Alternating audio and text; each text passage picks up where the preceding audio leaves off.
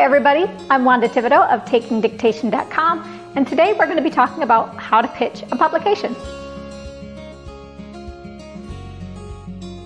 So the first step in pitching, whether it's for a book publisher, an online publication, or traditional print, is just to pick your publication.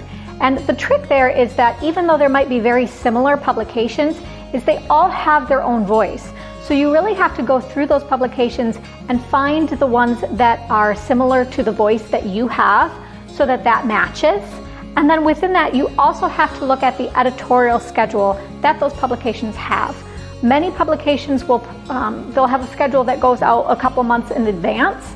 So if you want to do an article maybe on some holiday things, you have to make sure that that schedule aligns with what they are doing.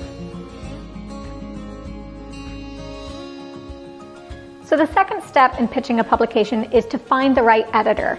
And this is not as simple as it might seem because there are usually many departments within a specific publication. So generally, editors are available through the websites. You can find their contact information there, but you definitely want to make sure that you are pitching the editor for the department that you actually want to submit to. And then on top of that, you have to check the guidelines for that publication, because sometimes even though the editors might have their personal contact information for themselves, the guidelines might say we want all of our submissions to go to this submissions email, or we have a submissions form that we want you to use. So don't necessarily just go by the fact that they are listed on the website. You have to check the guidelines as well. Then within that, make sure that you actually go and make sure that the staff that is there is still there, because things can change in terms of staff so quickly that you might want to send out a quick email to whatever email is available to contact that publication, just to see if they are still the editor that you actually need to contact. Once you know the editor that you need to contact, the next step is to create your query letter. Now the query letter is usually sent out by email, but you definitely need to have your manuscript ready, or at least a concept of what you are going to write, to the degree that you can actually summarize everything that's going to be in your draft. And then in your query letter, you pitch based on what you're going to write, and you create a hook so that that creates some interest to the editor, and you make the case for why that content has value for that publication.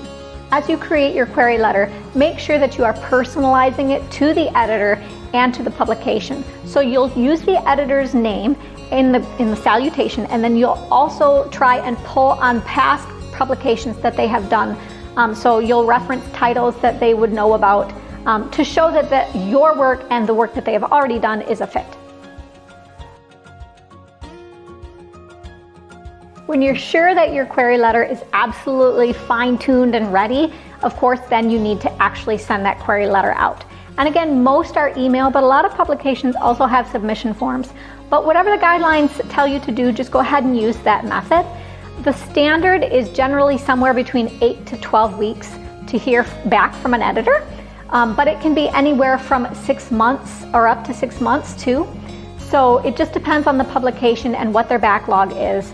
If you do not hear from them based on what is in their guidelines, you generally can go ahead and just kind of give them a little email nudge and just kind of inquire about the status. But the guidelines might tell you not to do that. So again, read the guidelines. The last tip that I will give you as a bonus is to make sure that you are tracking all of your queries as you go.